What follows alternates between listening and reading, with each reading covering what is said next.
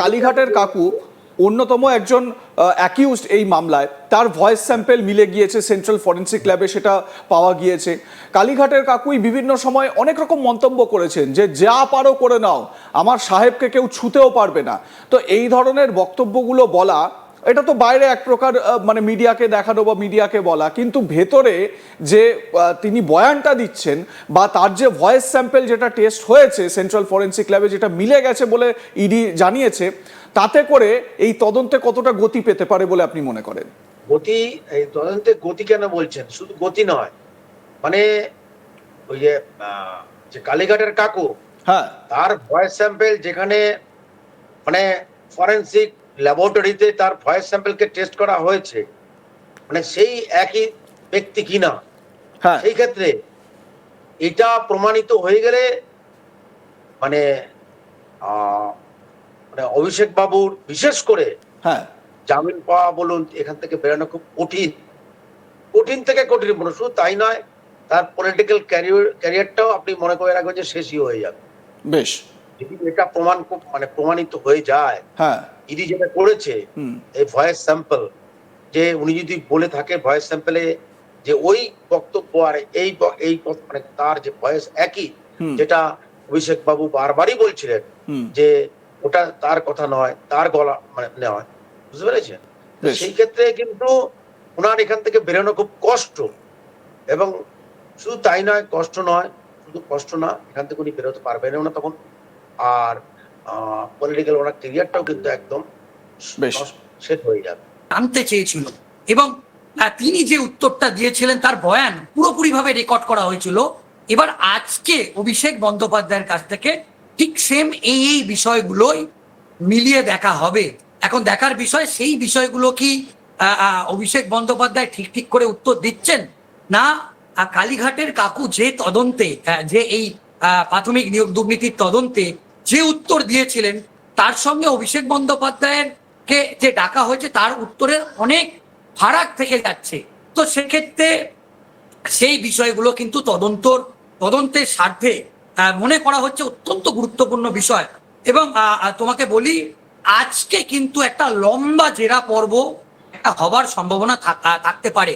কারণ প্রাথমিকভাবে এখনো পর্যন্ত আমরা প্রাথমিকভাবে যেটা জানতে পারছি, এর আগে এই প্রাথমিক নিয়োগ দুর্নীতির যে তদন্তে তাকে একবার ডাকা হয়েছিল এবং তারপর তাকে একাধিক ডাকা হলেও তিনি কিন্তু এই ইডি ডাকে কিন্তু সাড়া দেয়নি বলে প্রাথমিকভাবে জানা যাচ্ছে। কিন্তু তার আইনজীবী মারফত তার থেকে যে এই যে তদন্তে যে বেশ কিছু ডকুমেন্টস কিন্তু চাওয়া হয়েছিল, সেক্ষেত্রে অভিষেক বন্দ্যোপাধ্যায়ের পক্ষ থেকে আমরা যেটা জানতে পাচ্ছি 2023 সালে প্রায় 3000 পাতার একটি ডকুমেন্ট, সেই ডকুমেন্টস কিন্তু এনফোর্সমেন্ট ডিরেক্টরকে সাবমিট করা হয়েছিল, এক দু পাতার নয় কিন্তু।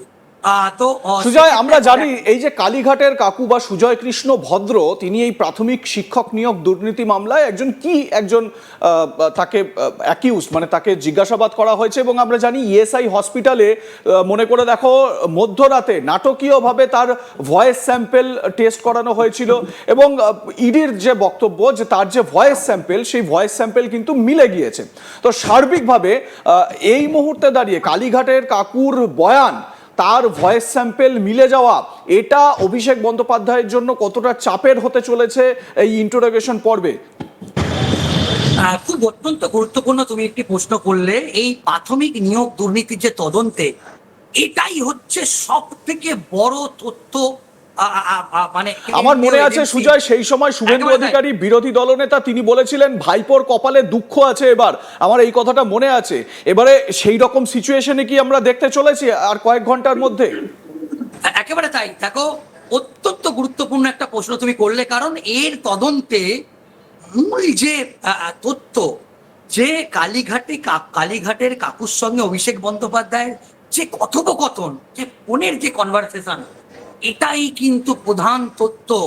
এবং তুমি নিশ্চয়ই জানো এই স্যাম্পেল ইতিমধ্যেই ফরেনসিক যে তাদের একদম সেন্ট্রাল ফরেনসিক ল্যাবে এটা টেস্ট করা হয়ে গিয়েছে, এটা কিন্তু টেস্ট যাচাই হয়ে গেছে, এবং যাচাই পর্বের সমস্ত ক্লু সেটা কিন্তু এই মুহূর্তে কেন্দ্রীয় যে তদন্তকারী সংস্থা ইডি তার হাতে আছে।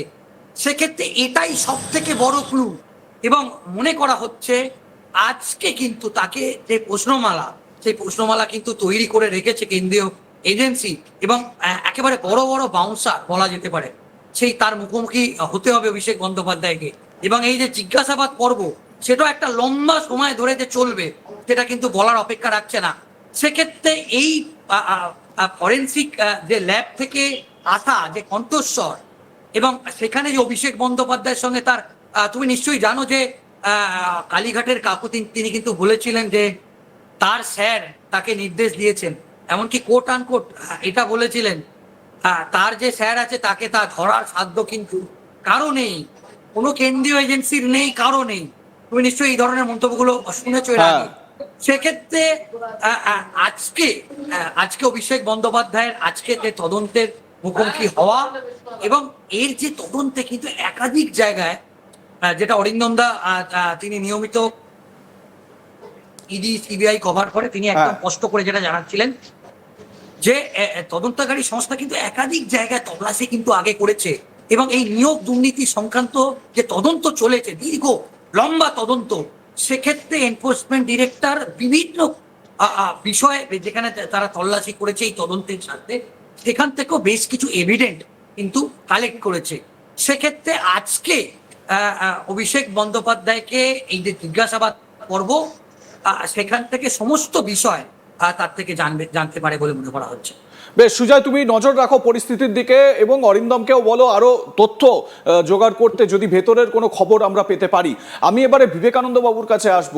বিবেকানন্দ বাবু, আপনি জানেন যে এই যে নিয়োগ দুর্নীতি মামলাতেই অভিষেক বন্দ্যোপাধ্যায়ের যে সংস্থা লিপস অ্যান্ড বাউন্স, সেই লিপস অ্যান্ড বাউন্সের 135 কোটি টাকার সম্পত্তি অ্যাটাচ করা হয়েছে। আপনি কিছুক্ষণ আগেই সম্পত্তি অ্যাটাচমেন্টের কথা বলছিলেন। তো এই লিপস অ্যান্ড বাউন্সের যে 135 কোটি টাকার সম্পত্তি অ্যাটাচ করা হয়েছে। এবারে সাধারণত মানে প্রসেসটা কি হয়? ইডি কি আগে কাউকে গ্রেপ্তার করে তারপর সম্পত্তি অ্যাটাচ করে, নাকি সম্পত্তি অ্যাটাচ করার পরও তাকে অন্য কাউকে গ্রেপ্তার করে? কিভাবে কাজটা করে ইডি, যদি একটু এইটা আমাদেরকে বলেন।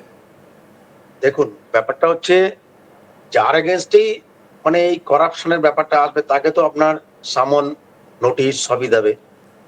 দেওয়ার পরে ইডি যখন কনফার্ম যে এর মধ্যে মানে করাপশন আছে, শুধু তাই নয় ইনভলভমেন্ট আছে, তখন ইডি যে কোনো মুহূর্তেই তার আগে থেকেই প্রপার্টিকে অ্যাটাচমেন্টটা করে রাখে। তার কারণ কি, আর এই প্রভিশনটার মধ্যে এমনই আছে মানে আপনার ধরুন বিচার চলছে, আপনাকে আপনি বেল পাননি কিংবা বেলের জন্য আপনি মুভ করেননি, আপনাকে ডাকেনি, কিন্তু ইডি অটোমেটিক্যালি অ্যাটাচমেন্টের ব্যাপারটা এখানে আগে থেকেই করে দেয়। আমি করব তারপরে অ্যাটাচমেন্ট হবে ওটা নয়। এই বললাম তো এই সেকশনটা এমন একটা